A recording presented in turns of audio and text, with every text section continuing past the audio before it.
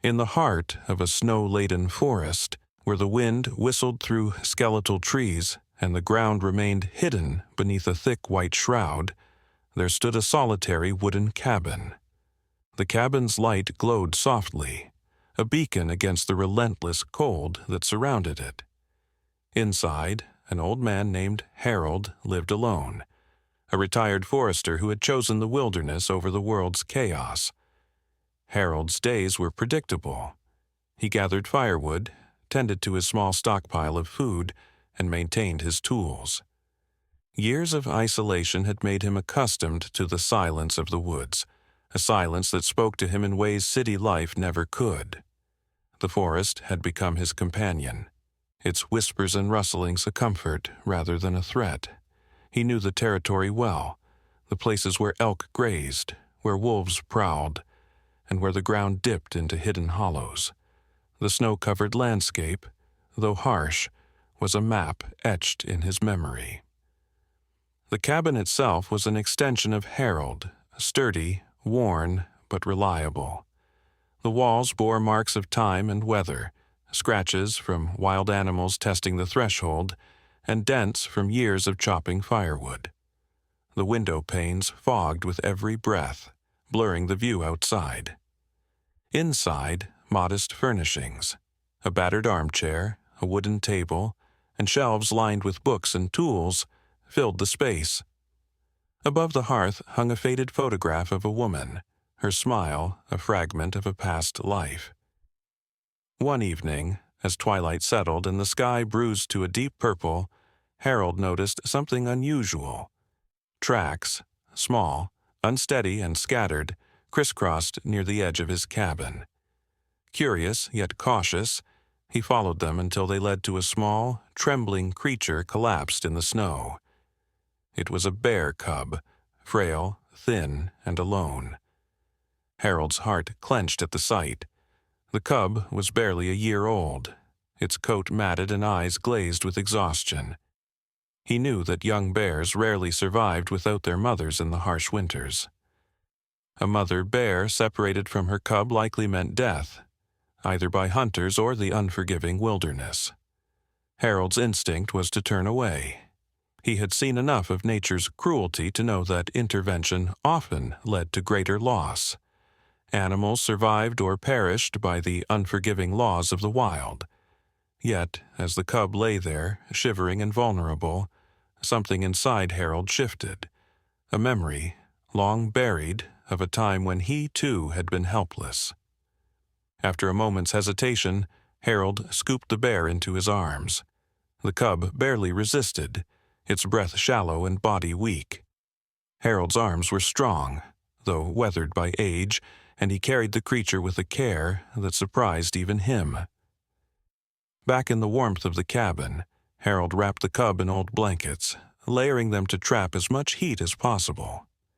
He set a bowl of warm broth beside it, a mix of boiled roots and meat stock. The bear sniffed, weakly lapping at the liquid before curling into itself, shivering less violently.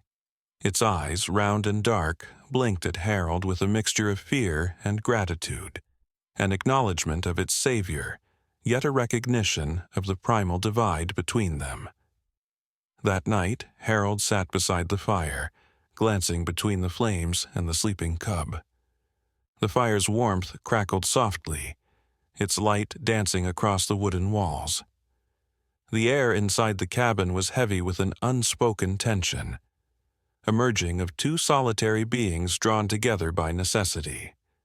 Harold's mind wandered to memories he rarely allowed himself to revisit, his wife's laughter echoing in the woods, the joy of their son's first steps just beyond the threshold of the cabin.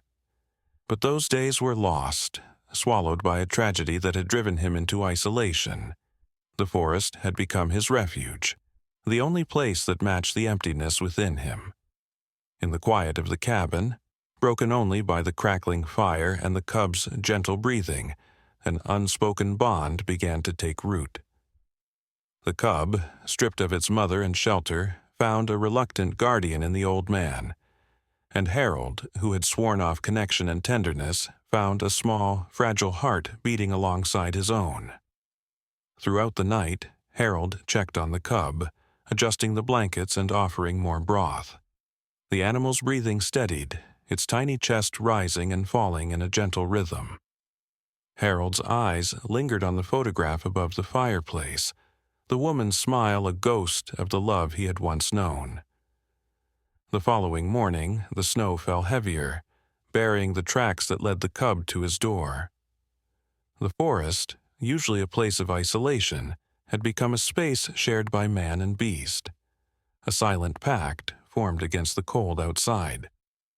Harold knew the road ahead would be challenging. The cub's survival was still uncertain, its fate tied to his willingness to care for it. Yet, as he prepared his morning coffee, the familiar bitterness mixing with the warmth of the fire, he felt a stirring in his heart, a fragile hope that maybe, just maybe, the forest had not taken everything from him. The days that followed tested both Harold's patience and the cub's will to survive. The bear remained wary, its dark eyes following Harold's every movement with cautious curiosity. Harold maintained a careful distance, understanding that trust was not something easily earned, not in the wild, and certainly not with wounds as deep as those the cub seemed to carry. In the early mornings, as the forest lay heavy under fresh snow, Harold found himself thinking of the cub's resilience. How long had it survived alone, a creature so young and vulnerable yet fierce enough to have reached his cabin's doorstep?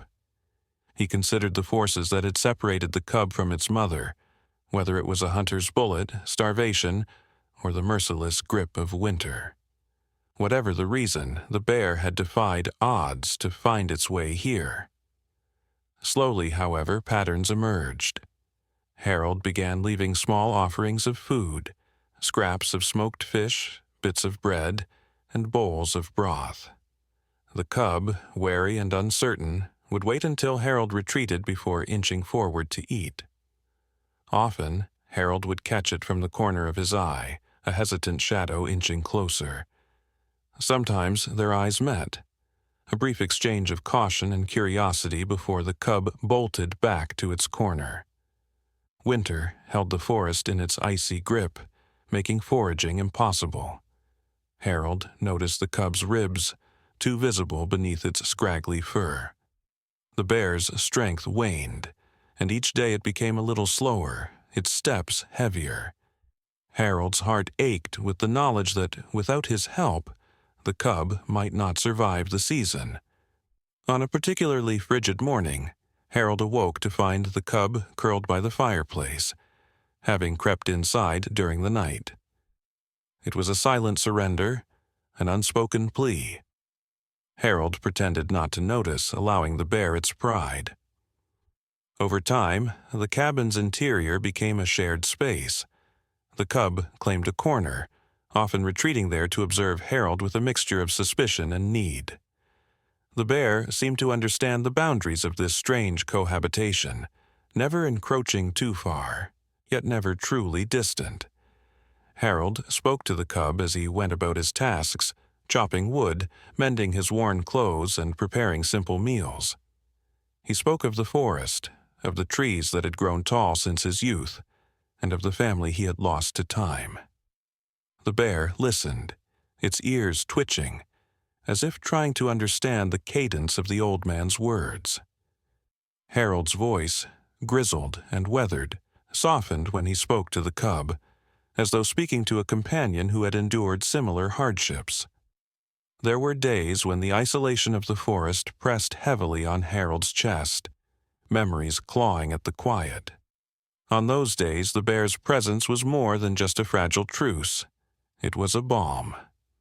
Harold found himself sharing stories he had long buried, of his wife's laughter echoing through a house that no longer stood, of a daughter he had held in his arms just once before life took her away. The cub, resting in its corner, watched with soft, unblinking eyes, its presence a silent testament to survival and loss. Trust bloomed slowly, like a stubborn flower breaking through the last frost. On a day when the sun broke through the gray clouds, Harold sat by the doorway, his breath visible in the cold air. The cub approached him hesitantly, its nose quivering. Harold held out a piece of dried meat, his hand steady. The bear took it gently, its teeth grazing his fingers with the lightest touch. That small contact reverberated within Harold, a moment of connection that bridged the silent spaces between them. He began to see the cub not merely as a creature seeking shelter, but as a soul lost and searching, much like himself. Days followed when the bear would sit closer, its large, round eyes watching Harold split logs or mend old nets. The fear that had once lingered between them faded, replaced by a tentative understanding. During the long, cold nights, Harold would wake to the sound of the cub's quiet breathing, a rhythmic assurance that he was not alone. The cabin, once a fortress of solitude, felt fuller, not crowded but whole. Harold's heart, hardened by years of self-imposed isolation, began to thaw, each beat echoing the slow, steady breaths of the bear by his hearth. Yet a quiet fear gnawed at Harold's mind, the knowledge that the bear would not stay forever. One day, when the snow melted and the forest reclaimed its vitality, the cub would have to leave, drawn back to the wild to which it belonged. Harold's mind wrestled with this inevitability, a tug-of-war between his desire to protect and his understanding of nature's unyielding course. In that moment, Harold knew they had crossed an invisible threshold, a fragile trust built upon mutual need and the shared silence of the woods. The old man and the orphaned bear, two beings bound by loss, sheltering from the cold, daring to trust despite the wounds of the past. As winter's grip gradually loosened and the first signs of spring emerged, the forest began to awaken from its icy slumber. Snowbanks receded, giving way to patches of muddy earth, and the trees, once bare and brittle, began to show hints of budding life. The thaw brought a sense of renewal to the forest, and, in turn, to the unlikely bond between Harold and the orphaned bear. Harold had noticed the cub's growth over the past weeks. Its coat had thickened and become glossy, and its limbs, once shaky and hesitant, now carried a steadier, more confident stride. The hollow look of hunger had left its eyes, replaced by a lively curiosity about the world beyond the cabin. The bear began exploring the periphery of their small sanctuary, testing its independence while maintaining a tether to the man who had saved it. For Harold, the end of winter was always a period of both relief and challenge. The weight of isolation eased as the days lengthened, but the demands of maintaining the cabin and gathering fresh supplies intensified.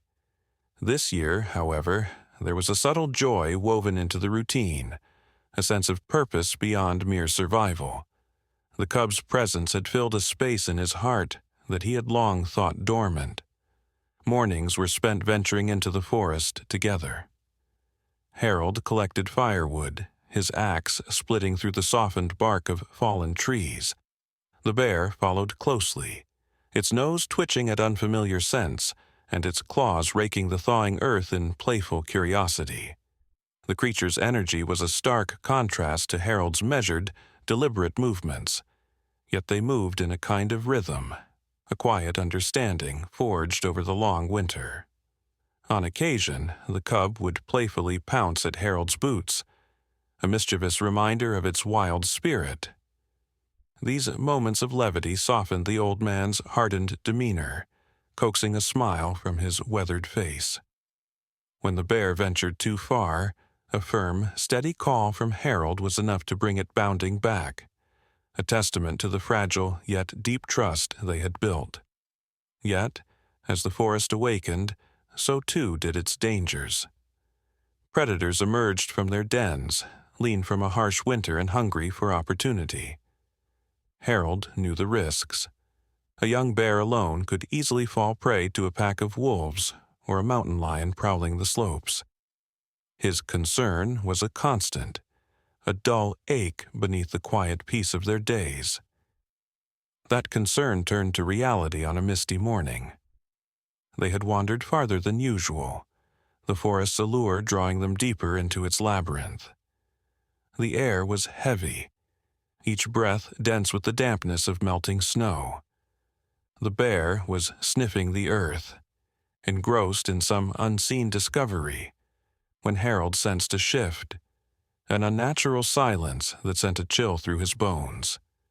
Before he could fully comprehend the danger, a pack of wolves emerged from the underbrush, their eyes sharp and hungry.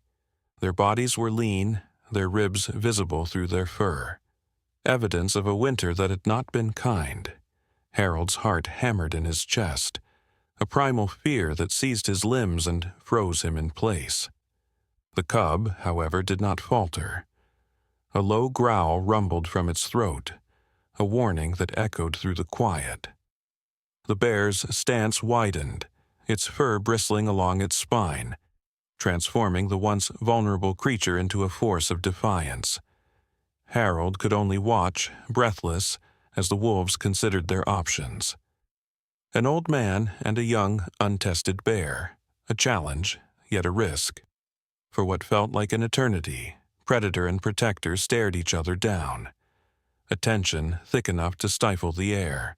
Then, with a collective flick of their ears, the wolves relented, their hunger outweighed by caution. They melted back into the shadows of the forest, their presence a memory as fleeting as the morning mist. Harold exhaled, his chest heaving with relief. His gaze met the bear's, and in that moment, an understanding deeper than words passed between them. The bear, his silent guardian, had protected him as much as he had sheltered it. The fragility of their bond, once built on need, now held the weight of loyalty. Yet, the encounter also served as a sobering reminder. Harold knew, deep in the recesses of his heart, that their time together was nearing its end. The bear's strength had returned, its instincts sharpening with each passing day. The wild called to it, a voice that Harold could not, and would not, silence. As spring unfolded in earnest, the cub's wanderings extended farther. It returned later each time, drawn to the awakening forest, to the independence that awaited beyond the cabin's glow. Harold watched from the threshold as the bear explored, a bittersweet ache shadowing his heart. He had saved the cub from the snow, but he could not save it from its own nature. The day arrived when Harold awoke to find the bear lingering at the forest's edge. The snow had mostly melted, giving way to damp earth and scattered patches of green. The forest's silence felt different that morning, heavier, as if aware of the farewell that lingered in the air. The bear's eyes were fixed on the deeper woods, its gaze steady yet thoughtful. Harold stood on the porch of the cabin, his breath misting in the cool morning air. For a moment, he considered calling out to the bear, a nameless creature that had become more than just a wild animal, a companion, a reminder of the parts of himself he had buried long ago. Harold knew that this moment was inevitable. From the first day he had taken the bear cub into his cabin, he had understood that the forest would eventually reclaim it. The wild could not be tamed, nor did he wish to tame it. Yet the ache of impending loss settled heavily in his chest. He stepped off the porch, his boots pressing softly into the damp earth. The bear's ears twitched, acknowledging his approach. They stood a short distance from each other, man and bear, both shaped by the forest's quiet harshness. The bear's eyes met Harold's, dark and reflective, pools of the untamed wilderness that had bonded them. Harold's throat tightened. How do you say goodbye to a creature that cannot speak your language yet has shared your silence? The bear blinked slowly, a steady gaze that seemed to understand the conflict within Harold. A part of the old man wanted to reach out, to touch the bear's rough, tangled fur, to hold on to this connection a moment longer, but he knew better. To cling too tightly would be selfish. The bear's place was no longer within the confines of the cabin's walls, but within the vast, untamed forest. Harold took a breath, the cold air sharp in his lungs. "It's time, isn't it?" he whispered, a question that needed no answer. The bear's gaze lingered for a moment longer. Then, without ceremony, it turned and began to walk away, its steps steady and deliberate. Harold watched, his chest tight, as the bear's form moved deeper into the forest. The underbrush parted briefly, then swallowed the creature whole. The forest seemed to hold its breath. The trees stood still, the air thick and expectant, as if waiting for something to change. Harold's eyes remained fixed on the spot where the bear had disappeared, willing it to reappear just once more. But the forest remained silent. Returning to the cabin, Harold felt the emptiness press in. The fireplace crackled softly, the only sound in a space that had once been shared.